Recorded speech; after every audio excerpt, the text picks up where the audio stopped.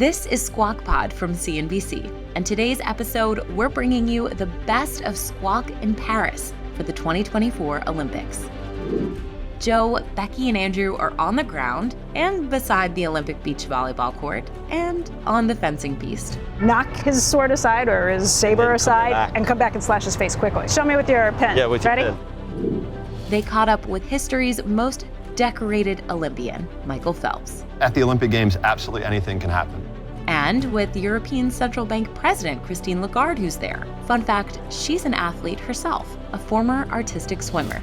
Our coach in the national team used to say, when you feel it's unfair, grit your teeth, smile, and get on with it. And that's been a good lesson for me, always. Also in Paris, businesswoman Michele Kang. She owns 3 professional women's soccer teams, and she's just getting started. Why she's launching Kynisca, the first global multi-team for women's soccer. It is the fastest growing and most exciting sports and entertainment category. I'm CNBC producer Cameron Costa, podcasting from New York. It's Monday, July 29th, 2024, and our Squawk Pod from the 2024 Olympics begins right now.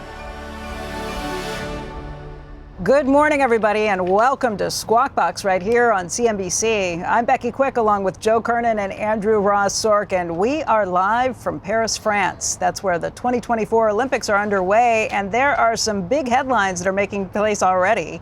Simone Biles leading the U.S. women's gymnastics team to the top of the pack, heading into the finals. Biles was visibly pushing through calf pain ahead of all of this, but she was able to qualify for 5 individual finals. She'd been wearing a brace. It didn't stop her or slow her down. She went right to the top of the pack. In the meantime, fencing history was made in the Grand Palais. 2 American women taking gold and silver in foil. Lee Kiefer topping Lauren Scruggs. Kiefer was the defending champion, and Scruggs is the first Black American woman to win an individual fencing medal. We've got a lot more to talk about when it comes to fencing and the other things that are taking place here. And not to be missed, swimming. American teammates Tori Husk and Gretchen Walsh bringing home gold and silver in the women's 100-meter butterfly. The U.S. is currently on the top of the medal count board. 12 total, 3 gold, 6 silver, 3 bronze.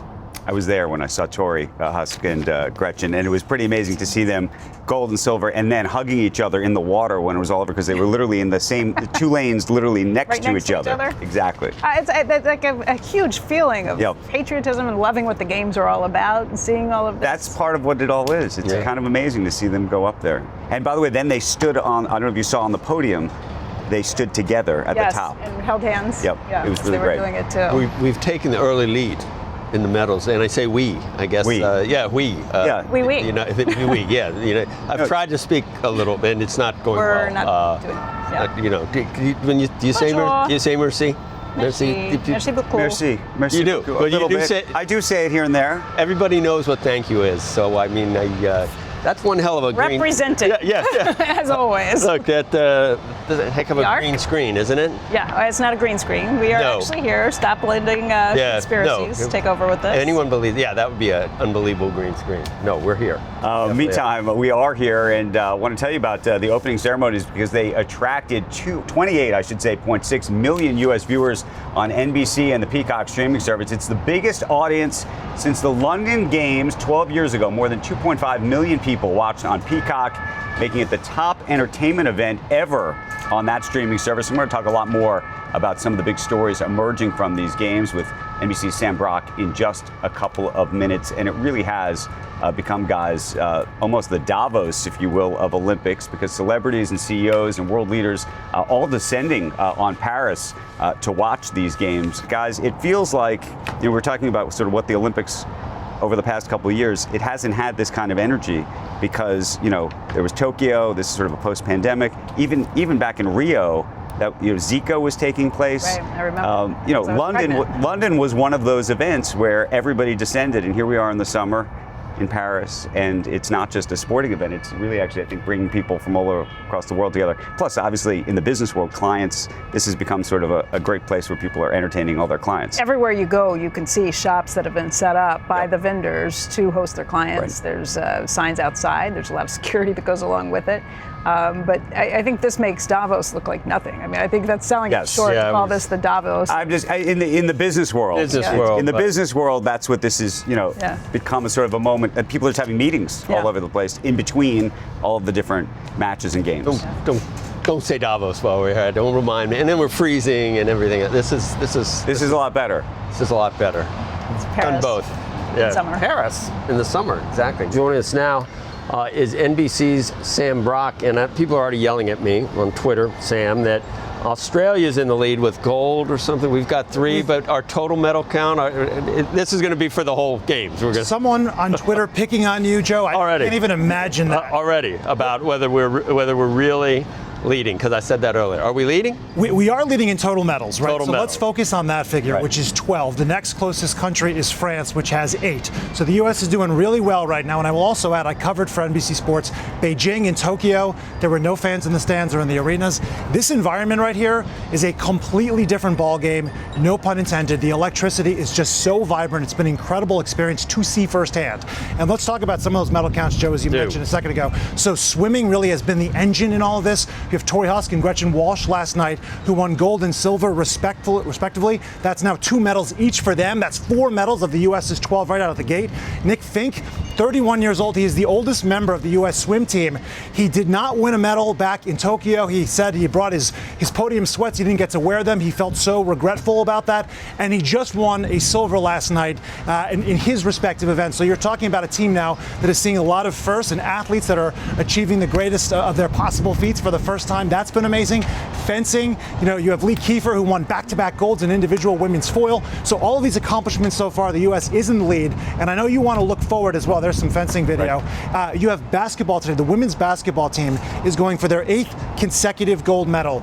Were they to achieve that, it would be the first team in the history of the Olympics to win 8 straight golds. All right, the women have been winning for forever, something like 55 Olympic Games in a row. Yes. And I was reading that of the 12 women athletes on that team, 9 of them weren't even born the last time the U.S. Olympics team lost a game. That was literally my favorite statistic. Mine too. I saw, so I'm glad that we're on the same wavelength on that. It really does sort of reorient for you how successful, how dominant this team has been. For Diana Taurasi, this is going to be her last go-around. She's won 5 gold medals. She could win 6 this time around. Becky, she'd be the first person, right? She'd be the first person to. Yeah. She would. So there's just so much enthusiasm for women's basketball in general, and now you're looking at this platform. And the men, by the way, were looking a little shaky there during the exhibition. What's going to happen? What do you think is going to happen on Wednesday night? I think that the men are going to trounce. You have to think that LeBron James, at this stage in his career, already flag bearer status, feeling motivated for NBA titles, is going to be that force to get them through the rest of the way, because South Sudan, that last second layup, you wouldn't think it would have taken that, but now the energy's there. Durant is back and he's healthy. So what happened? Were they just not taking it seriously for the exhibition things, wanting to save themselves for here? I'm so stunned by this, because if you just look at it purely from an athletic standpoint, they are just orders of magnitude above the rest of the world, and yet this is a team sport. Some of these folks have better chemistry, have played together longer. You put a bunch of all-stars on the court, it doesn't always work out the way it's supposed to, but they also have quite a strong. Grant Hill was saying to us, though, on Friday, we were talking about this issue, about the exhibition games, that it's a little bit like an all-star game. Yeah, exactly. Exactly. Kind of like using it as a layup nobody wants to get hurt. Nobody wants to get hurt before the big match. And no defense, which is kind of like the entire regular season. No. Or any all-star game and the all-star game of the NBA. Sam, you mentioned fencing, so cover the Wall Street Journal today. We were there yesterday. We're going to show that on Wednesday, I think. We all fenced, but training us to fence, Maya Chamberlain, who was and Miles on the cover of the Wall Street Journal, because she liked Star Wars when she was a kid and became a great saber. There's saber and foil. Saber. And She's saber, he's foil. We did saber, and we have video. We do have video. It took us about an hour to get in. On the show every day, but of course we do. This is the real version. What did you think of the venue, by the way, the Grand Palais? Well, we didn't go to the Grand Palais. No, we were went to in training. We were in the training facility. But the Grand Palais, I was walking by the other day when one of the events was happening, and the roaring that you could hear from inside. By the way, fencing is huge here in France. This is like the home of fencing. Yes. They gave it such a beautiful venue, an amazing venue. That was what they put up when they were going for the Olympic Games. Your point to that, how they've repurposed these historic places to incorporate them into the games, has been such a stunning thing to see, whether it's the Grand Palais in fencing, which, Becky, you're right, France has more medals in fencing than any other sport, right? This is their sport. But also just looking looking at some of the other places. I went to the Stade de Eiffel Tower, where beach volleyball is taking place. Okay, to sit in the shadow of the Eiffel Tower and watch all these people stomping their feet and the energy that's just pulsating through that space, it's incredible. It's amazing. We got to go. I want to take you guys one morning because they actually start playing early. So we'll go. Yeah. We'll bring cameras. Also, are we going to take a chocolate tour as well? Because I already started that. We were talking about we this. should get a chocolate tour, Krispy Kreme tour, which was like the hottest thing in Paris. I know everyone said Krispy Kreme. How could Krispy Kreme be hot in Paris? But it's become like a thing. And we got to go get some chocolate croissants. We really do. 4,000 calories later, we'll be all good. We have crepes here at the hotel downstairs. We need to go on with chocolate on top. I would like to become the Dave Portnoy of crepes. We could go through there's a whole area just of creperies. Well, yeah, over and we can do Saint-Germain, one bite. Everybody knows the rules, and we can do a test. I'll come and watch. I want to watch you guys. Give everyone a number. It sounds like you have a vlog idea already in the works that is going to do gangbusters on social media. They won't hate you on Twitter if you just post on crepes. Crepes, right? Just is it what out of 10? So we're doing total medals. Total medals is first, and then that's not fair though. People say if you look at per capita.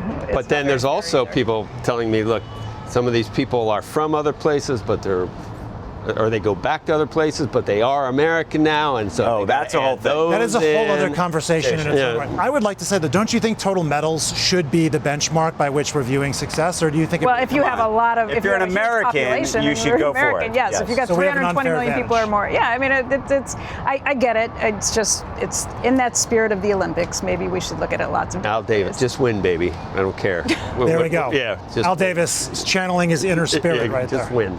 People don't know who the hell that is, but anyway, that's it. Thank you. You were on a boat? For having me on. It was fun. Yes. Lastly, I was on a boat. This was the coolest thing. So I found some Americans who are from Connecticut. Their daughter goes to Columbia, but they spend half their time out here in Paris on the Seine. They have a boat on the Seine. So they watch this historic opening ceremony, and basically they're screaming to LeBron James and the rest of the American team. They're screaming right back. It was a surreal experience for them. They saw Rafa Nadal and Serena go right by with that torch. It just must have been, they described it as a huge block party, and we got sort of an insider's perspective into what it's like to live in Paris, not necessarily seeing all the monuments, but getting into the little shops and art galleries and open markets with them too. That's a story we're going to be running on the NBC News platforms, but really cool experience. Were you having chocolate then? Chocolate martinis or something? Or there was chocolate with everything that I did so far. I've been here for like a week and a half. Every day is we got to hang out. We got to spend more time together.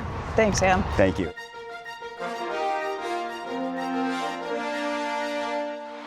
It's the first for Team USA in Paris. Michael Phelps, of course, is the most decorated Olympian of all time. 28 medals in all, 13 of those are gold. We caught up with Phelps and got his take on this first post-pandemic games. Bringing people from all over the world together, I think that's what the Olympics is all about. For me, as I was saying, the Tokyo Olympics, we missed that. We missed that togetherness, that camaraderie, and now we have that again. So I think people are just excited to be together, to feel the Olympic spirit, and that's what we're seeing here in Paris. We talked about the incredible 4x100 men's freestyle relay that took place on Monday night, securing Team USA's first gold medal at these games. Phelps talked about the importance of this particular event. I've been a part of that winning relay a few times in my career, and that one's a very important relay to us. And something on day one, if we win that relay, it's a huge momentum build going into the rest of the meet. And, on paper, yes, we were the favorites, but at the Olympic Games, absolutely anything can happen. And guys, no conversation on a morning show, as you know, at least with me, is complete without some kind of chat about sleep or the lack of it. And he wears a Whoop, I wear the Oura Ring, and we got into a whole thing about how he sleeps and his advice. So, folks who are looking to sleep more, take a listen. Sleep is one of the things I think people overlook, and that to me is shocking. Like when somebody says they sleep for 4 hours, it's not possible. He has for those of you who track like HRV, this heart rate variability. Yeah. I like a 20, 25 would be a good day. He's at 120. Wow. So it's a whole other I was going to say, he's still ripped. He's totally in the pool every day. He's totally ripped. He works out like crazy. He doesn't look at screens for 2 hours before he goes to bed. He takes a sauna every single day and does a cold plunge every single day. We might have to start that on the air. Not every day. On the air? 3 times.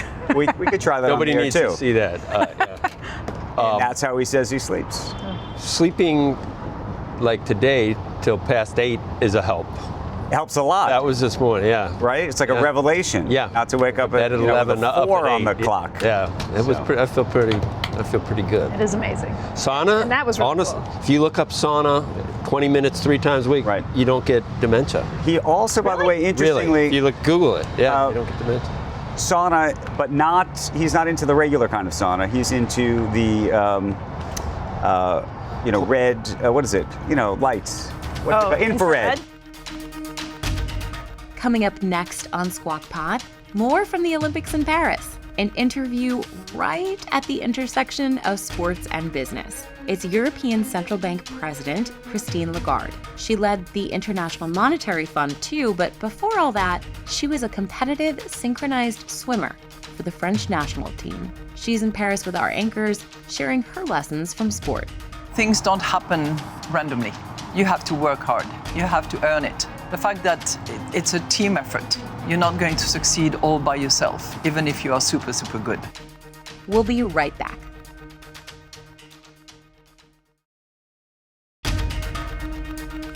Welcome back to Squawk Pod.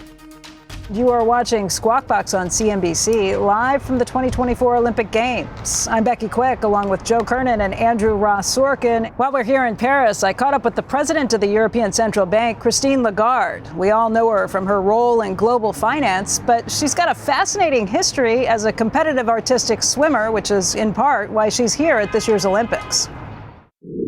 I'm here because I was invited. The president of the International Olympic Committee, Thomas Bach, said to me, "You are an athlete." And I said, "Well, not anymore, but I was."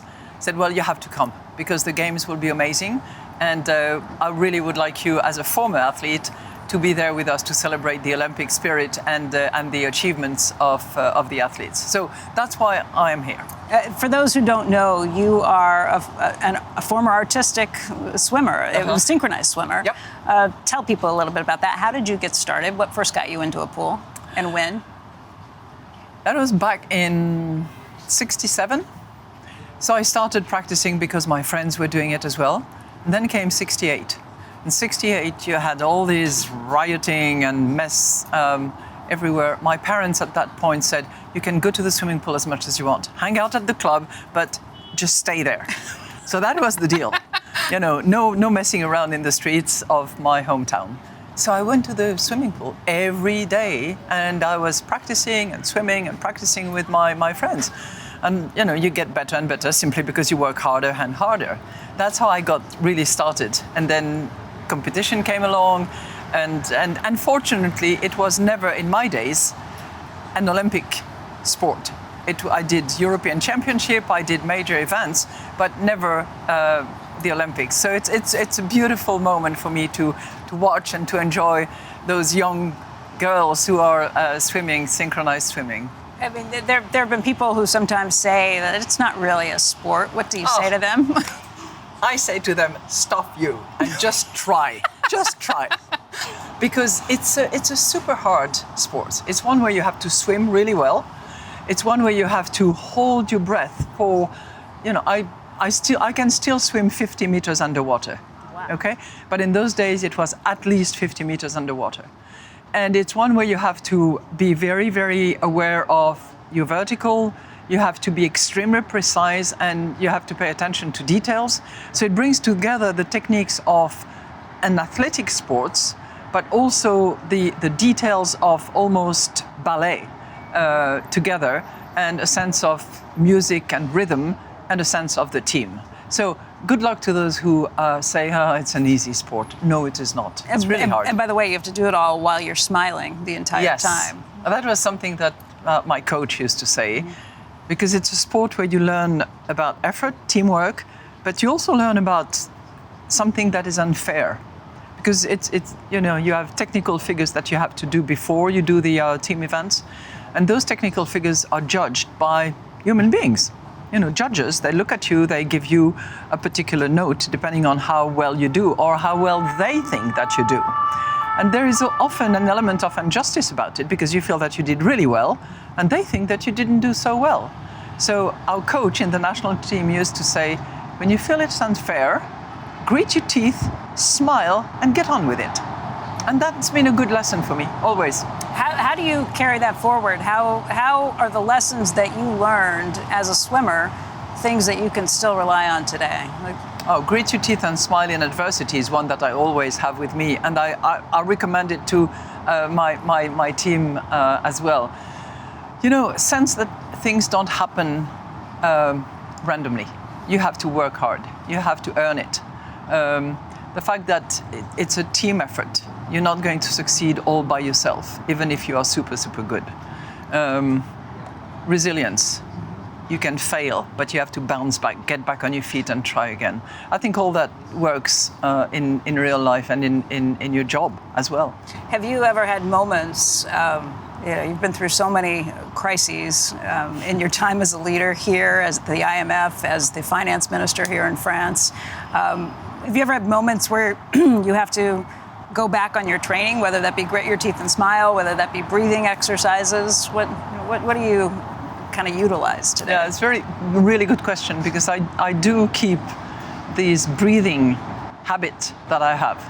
So when I have to give a speech, when there is a moment of angst, or when there is a moment of crisis and everybody gets a bit panicked and hyper, then I take it in and I do the breathing that I will not demonstrate now. I kind of want to learn it. Yeah, you essentially breathe from the bottom of the diaphragm. Yeah, exactly, diaphragm. Then you take it in, then you hold it for a few seconds, and then you let it out again. And you do that several times.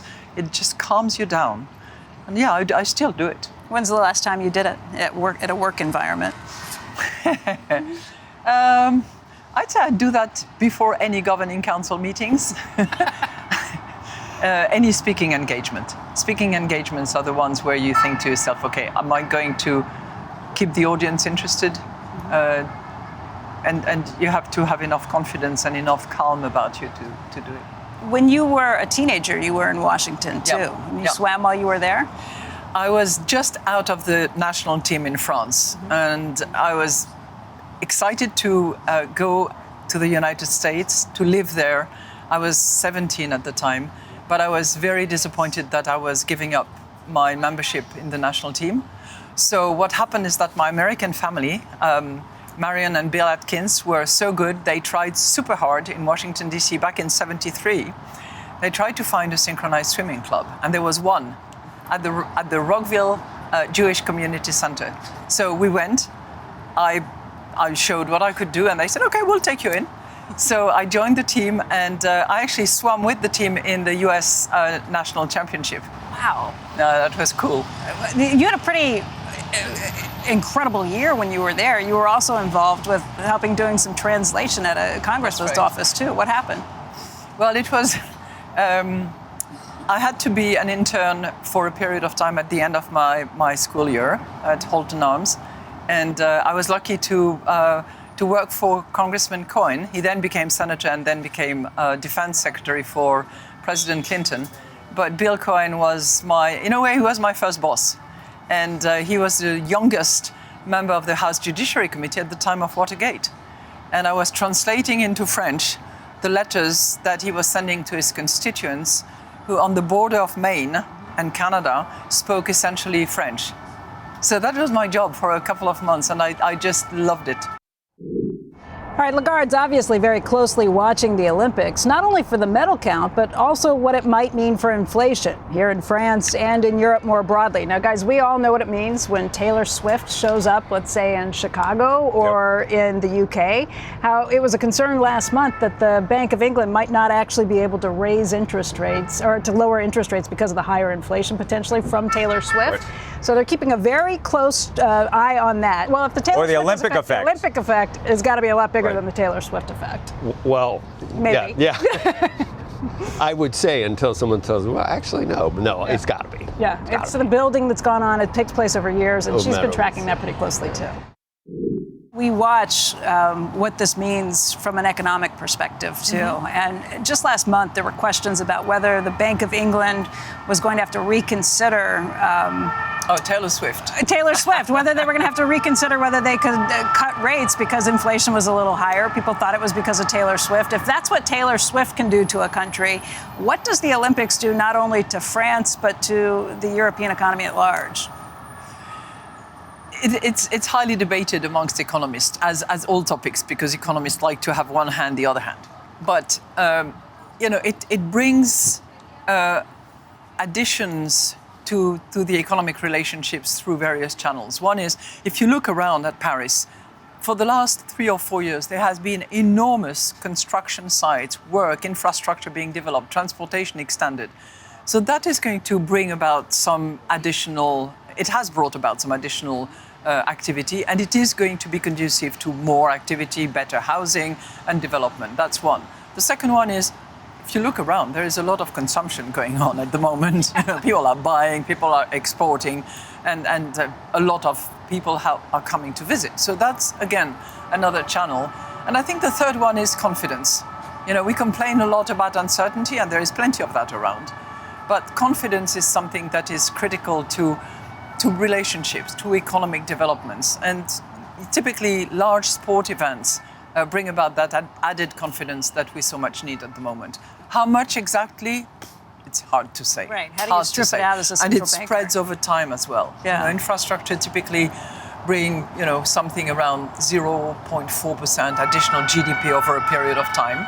You take it. In 2024, in the next few months, probably an additional 0.1. It's anywhere between 0.1 and 0.3 additional, which will probably reduce in the fourth quarter. We'll see. But it's an add-on for sure. And a challenge to try and figure out what the metric is, just how much it changes things, I suppose.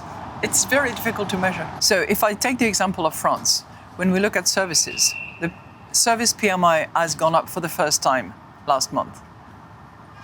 Whether or not it's directly related to the Olympics, don't know. But it's the first time it's turning, positive. So might be related. Could be.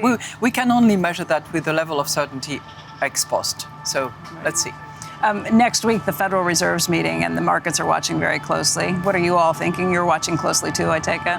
We're watching closely too, yes. I guess I wonder, where are you headed today? What are you going to be watching tonight? Tonight, together with my husband, we will be watching the swimming event. Not synchronized swimming, not artistic swimming, but plain swimming. And I'm very much looking forward to that. I hope we will hear the Marseillaise, our national anthem, play tonight, but we'll see. And you will come back for synchronized swimming or artistic swimming as well. Yeah, I'm coming back on the 6th of August, and I'm absolutely adamant that I will watch the team final event, which should be spectacular. And I don't want to bet on who is going to win, but I know it will be beautiful. And I take it you follow the sport very closely, though. I try to. I follow finance and financial news and macroeconomic numbers and markets a bit closer, but I try to stay in touch with sports. I think sports in and of itself is a fabulous lesson of life, but the Olympics bring people of 200 plus nationalities together. They compete, they live in the same village, they have to bear with each other, they have to understand each other, and they have to respect the rules of the Olympics.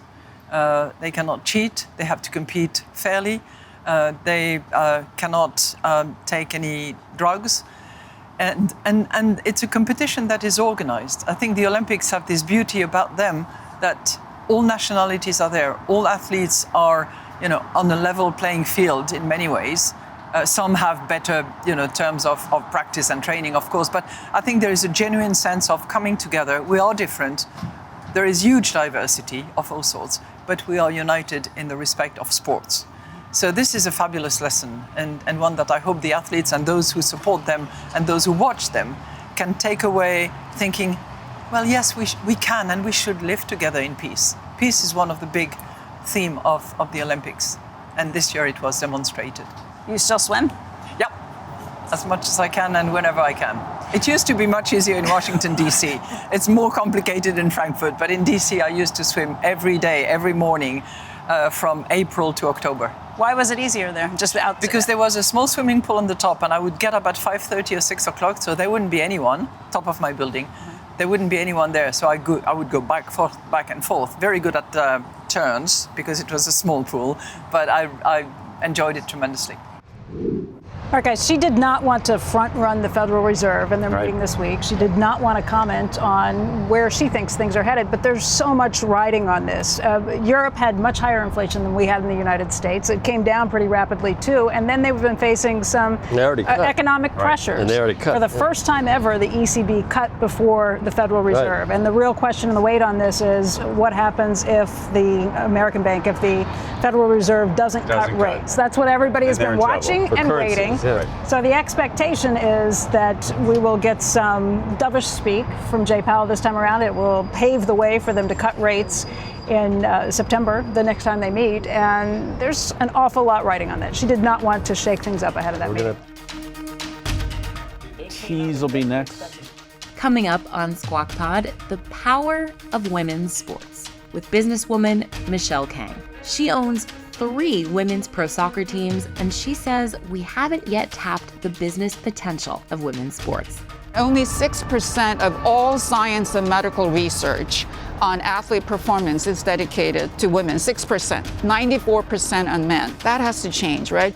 Why Kang is doubling down on her investments and what she's watching at the Olympics, right after this.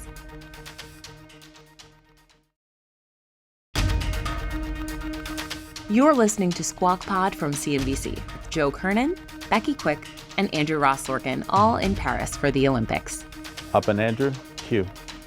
Our next guest owns 3 professional women's soccer teams and just launched a new organization. It is called Kynisca. It aims to grow the sport globally even more. Joining us right now in an exclusive interview is Michele Kang. She is the founder of healthcare technology company Cognizante, which it was acquired by Accenture this spring. Good morning. Good morning. So help us understand what you're trying to do here, because it's pretty remarkable to put all of this together. Yeah, it is the best thing right now. I mean, did you watch the game last night? U.S. women beating Germany 4-1. I mean, it can't get any better than that, right? So it is the fastest growing and most exciting sports and entertainment category, and I believe it is. And what was your initial interest? What was the eureka moment for you to do this initially? Yeah, so I got involved as initially a minority investor and so forth. And as soon as I got involved, I saw the enormous potential. I was actually flabbergasted that not many people have seen that.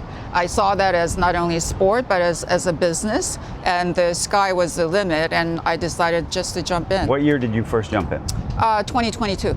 And was there something you were looking at, though, that made you think, I want to do this?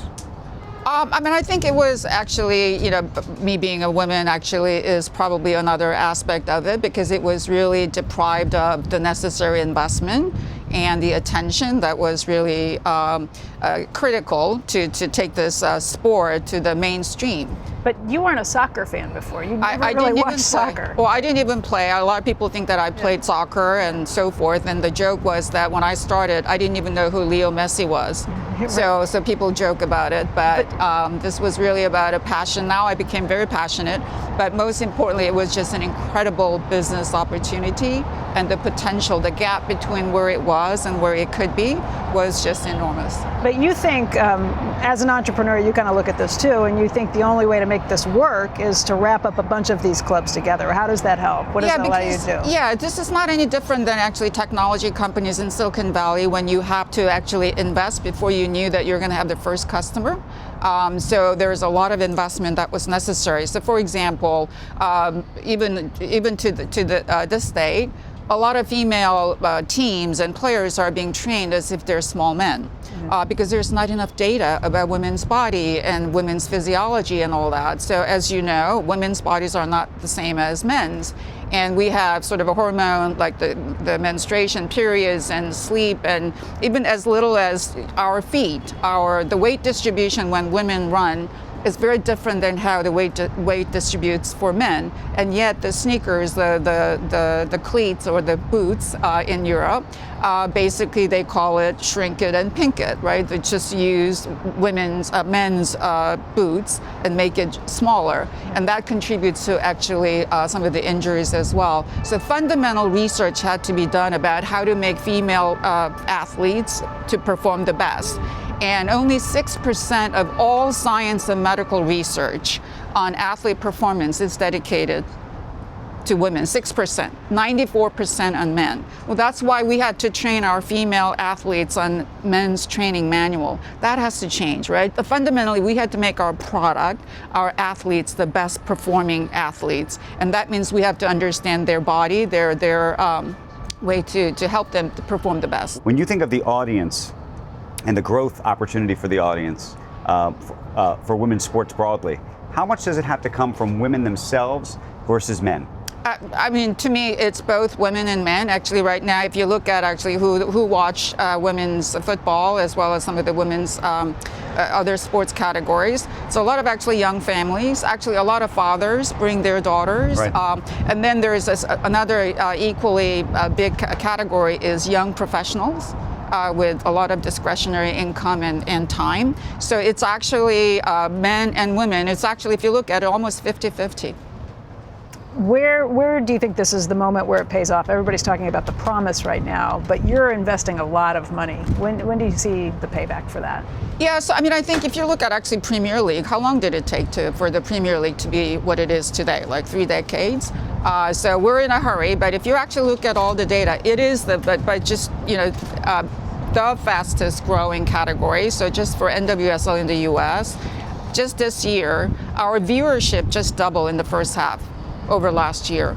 Our the game day attendance is growing like 40-50%. The Washington Spirit, based in Washington, D.C., we play at Audi Field, which is about 20,000 person. We average now 14,000, which is about triple the size of just 3 years ago when I first took over. So retail, the social impressions, the social media is doubling, tripling. So numbers are there. We just have to make sure that everyone knows about this, especially a lot of corporations wanting to reach our target Before audience. we let you go, how many more teams do you want to buy?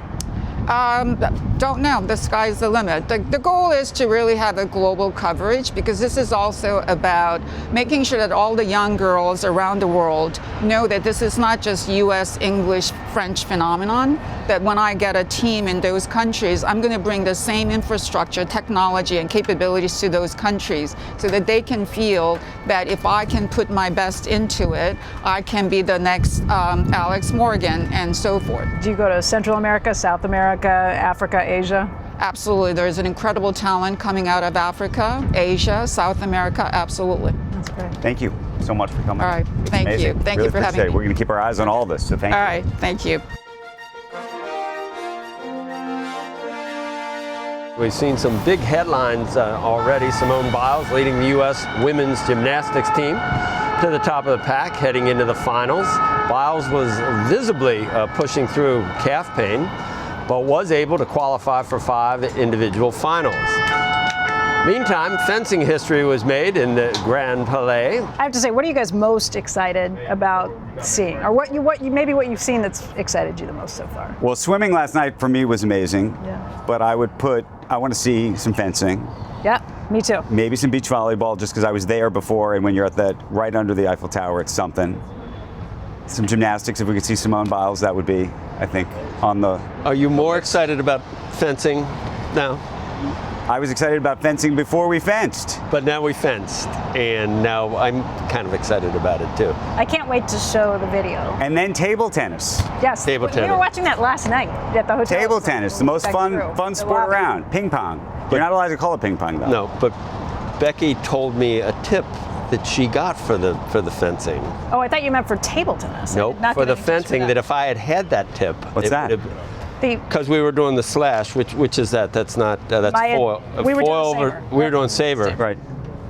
She did it to you. No, Maya Chamberlain's incredible Right. Olympics. She's on the cover of Wall Street Journal. She came up and she said, before you and I were doing Right. it, she said, okay, here's what I want you to do. Okay. Go quickly knock his sword aside or his saber come aside back. and come back and slash his face quickly. She said do it You fast. can score a point. Because that's a while fast your point, and it doesn't saber's- hurt at all because Did it you've got work? them out. Yeah. Yeah. While your saber's because down. You can't even feel it. On the way down, You could just knock it briefly back out of the down. way, and then you can't parlay. And Like then this. Show me with your pen. Yeah, with your Ready? pen. I'll show you. This is how it works. over You the go- left. No, wait. I knock you down. I have I to don't knock want her you to hit down. me in the face. Unbelievable. Anyway, that's Wednesday. It was a good tip. That's the podcast for today. On our rundown tomorrow, more Olympics. We'll do this again tomorrow. If you're in Paris, enjoy. And if you aren't, you can still catch the games on pretty much every NBC platform. Peacock, NBC.com, NBCOlympics.com, the NBC app, the NBC Olympics app, and of course, good old cable. You can also catch the highlights of CNBC's Olympics coverage right here on Squawk Pod. Squawk Box is hosted by Joe Kernen, Becky Quick, and Andrew Ross Sorkin weekday mornings on CNBC, starting at 6 a.m. Eastern. Make sure you follow us right now, wherever you're listening, so you don't miss a minute of our Olympics coverage. We'll meet you right back here tomorrow. We are clear. Thanks, guys.